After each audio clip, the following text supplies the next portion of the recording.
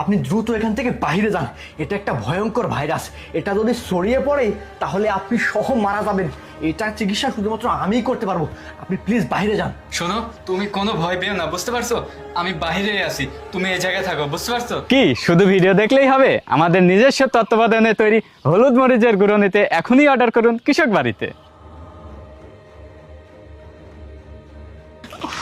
এই nurse, medical kit নিয়ে আসো, তাড়াতাড়ি যাও।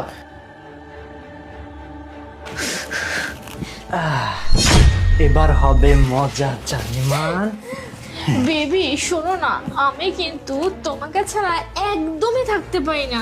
তাই জন্য তো আমি একটু নাটক করলাম। আর আমার বিয়াদব স্বামীটা না সব সময় আমার সাথে সাথে থাকে। আর বেবি তুমি তো জানোই আমি তোমাকে ছাড়া একদম থাকতে পারি না। আর শোনো, তোমার কাছে আসার জন্য কিন্তু আমি ছোট্ট নাটকটা করেছি। কেমন হয়েছে আমি বেবি? বুঝতে পেরেছি জানিমান। এখন তোমার স্বামী বাহিরে আর আমি আর তুমি ভেতর।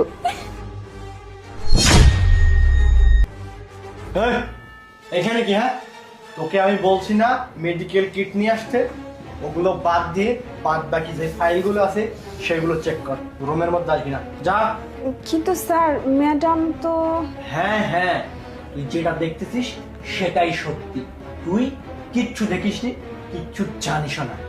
আর যদি বেশি চালাকি করার চেষ্টা করছিস না, এই হসপিটালের সিনিয়র ডক্টর হলাম আমি। আমি এই হসপিটালে যা বলবো তাই হবে। চাকরিটা কিন্তু হারাস না, তো কিন্তু খবর করে ছাড়বো। যা এখান থেকে।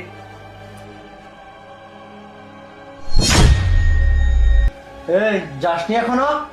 বেবি শোনো না কি বলতেছি। আমার অসভ্য স্বামী তো বাইরে বসে আসছে।